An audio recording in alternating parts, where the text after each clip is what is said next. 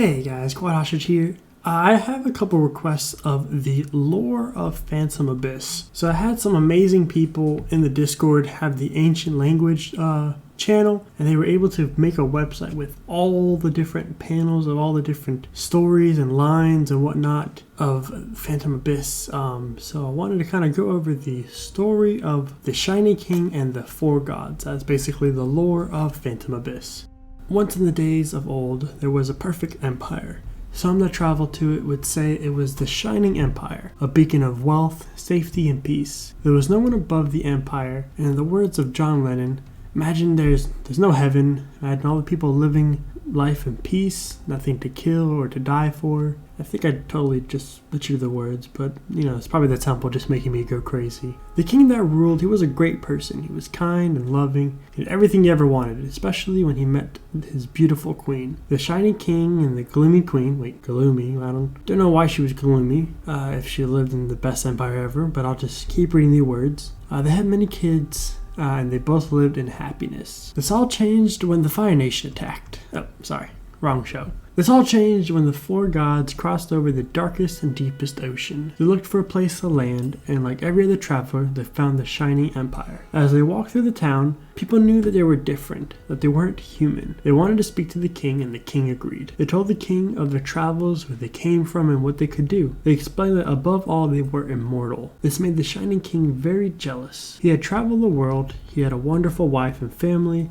and all the riches in the world, but what he didn't have was immortality. At this moment, things began to change in the king. He was jealous, and it began to consume him. He became unhappy and felt lesser than the gods. Day by day, the jealousy would eat more and more of him, and the gods knew exactly what they were doing to the king. They were filling him with seeds of doubt and jealousy. The Shiny King would do anything to become immortal. The king approached the gods to ask for immortality. The god of thorns was generous but intimidating. Just like a rose, beautiful and lovely, but has thorns that must be handled carefully or it will hurt you. The god of metal was confident but indifferent. Just like the swords the Shiny King used to build his empire, they slashed with confidence and did not care if you were man or woman, rich or poor. The god of fire was loving but rageful. Just like the warmth of a campfire wrapping you in the heat that is ever so loving, but get too close and it can be dangerous. And the god of the abyss was wise but deceitful. Just like the thieves that would hide in the dark alleys of the empire, they appeared to be wise and have your best interests, but the moment you listen, they become very deceitful.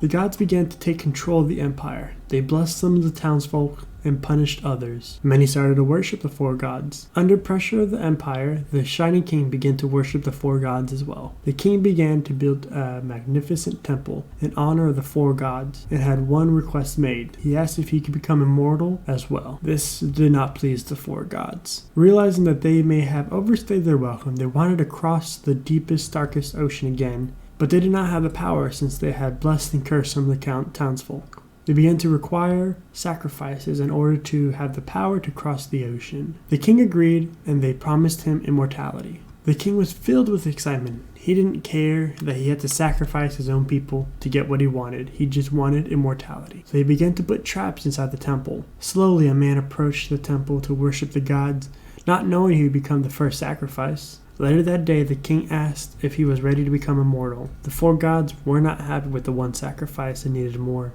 The Shiny King began to have meetings with each god, asking what to do to receive immortality. He went to the god of thorns, and the god told him strength is the answer. With that knowledge, the king began to look for someone beautiful but intimidating, and he found the Oracle of the Ocean. The Oracle intimidated the strongest of citizens and convinced them to enter the temple and sacrifice themselves.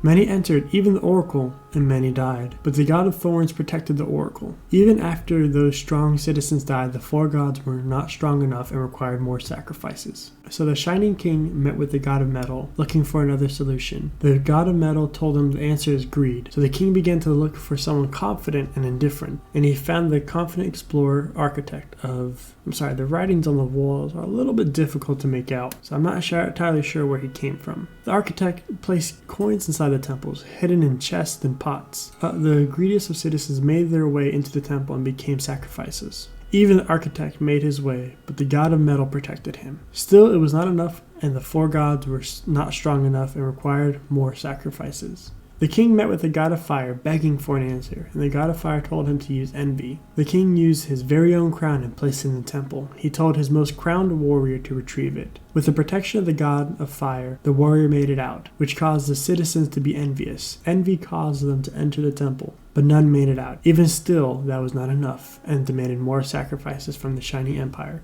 With nowhere else to go, the king made his way to the god of the abyss, begging for a solution to immortality. The god of the abyss told him to use the very thing he feared, death. The king was so afraid of death that he had gone this far to achieve his goal and was willing to go further. The god of the abyss put many relics into the temple, and inside of one he put the gift of immortality. Citizens afraid of dying flocked to the temple in search of the immortal relic. After the day was ending and the blood of the traps were drying, the 4 gods were finally happy.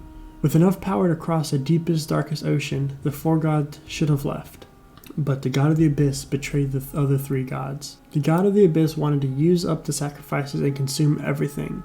With this knowledge, the oracle of the ocean gave a warning. The architect set up traps for the god of the abyss inside the temple. And finally, the crowned warrior deceived the god of the abyss into entering the temple. The god of the abyss was imprisoned in the temple and consumed nothing. But all the sacrifices, every last one of them, was for nothing. The 3 explorers had protected the 3 gods, just as the gods had protected them, and the 3 gods were happy. The god of thorn gave the oracle of the ocean strength. The oracle began to glow blue and became the Eye of Agony. The god of metal gave the architect more confidence, and the architect began to glow green and become the mass defiler. The god of fire made the crowned warrior greater. The war began to glow red and became the devouring rage. The 3 guardians protected the temple and imprisoned the god of the abyss. After all this time, the king never received his gift of immortality. He had given the greatest sacrifice. He had given his perfect kingdom away. He had given his time, and he has given his family. So again, he asked the gods to become immortal. The 3 gods told him the gift of immortality was still inside of one of the relics, and that relic is now in the deepest part of the temple. The Shining King needed to enter the temple and retrieve the relic, but he was too old. He knew that he would never make it out alive, and that made him angry and sad. Filled with sadness, anger, and greed, the king demanded his heirs to retrieve the relic. The gloomy queen begged the heirs not to enter the temple and become sacrifices. The king and the heirs ignored the gloomy queen. All the children, all the grandchildren entered the temple, but none survived. The gloomy queen was able to hide one heir from the king, the last heir to the shining throne. The king found out about this and detained the gloomy queen. He imprisoned her and took the shining heir. The shining heir agreed to enter the temple as long as the king released the queen. Sadly, the shining heir never returned. The 3 gods still needed many more sacrifices,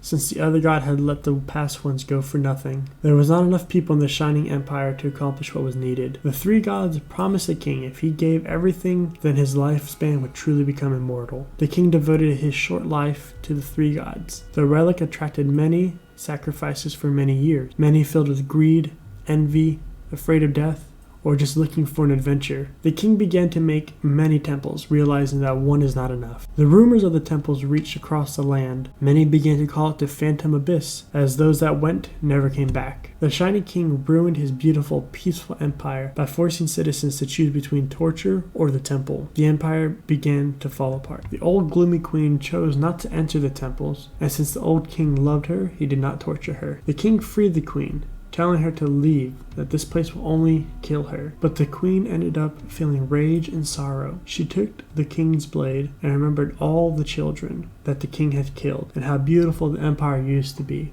The gloomy queen went outside to the temple and died by the blade. The death of the queen was outside the temple, so therefore not a sacrifice. When the Shining King found out about his beautiful queen, it ruined his soul. He became oppressive and apathetic, so much so that he ignored the body outside the temple and crawled his way through the temple. The god of the abyss met the Shining King inside the temple. The god of the abyss told the king 3 secrets. 1. The last heir, the shining heir, was still alive. 2. Death inside the temple never ends. 3. If the relic of immortality is retrieved, then the god of the abyss will be released from hell. The Shining King wrote down this information inside the temple to let others know, and the Shining King finally chose to sacrifice himself. So basically that is what we know so far of the lore of Phantom Abyss. Again, the game is in early access, so we don't know if when the full game releases that more content of the lore will be released. But this does bring up a couple questions I wanted to kind of go over and see if you guys want to talk about in the comment section below. Will there be another Guardian? I ask this because we know that there are 3 levels so far. You have green, blue, and red.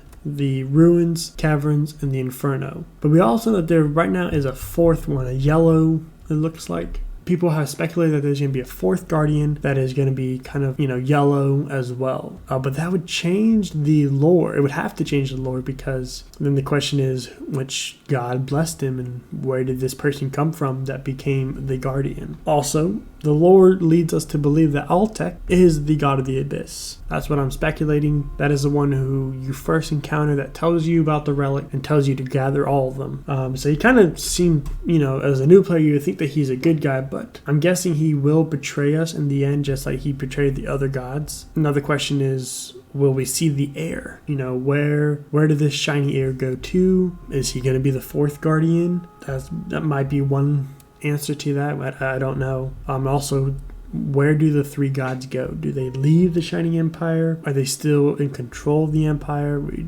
again, don't know. Just all speculations. Leave down below in the comment section what you kind of believe. If you like this, if you didn't like this. Don't forget to hit the subscribe button. All the fun stuff YouTubers tell you about. Until next time, I'll see y'all later.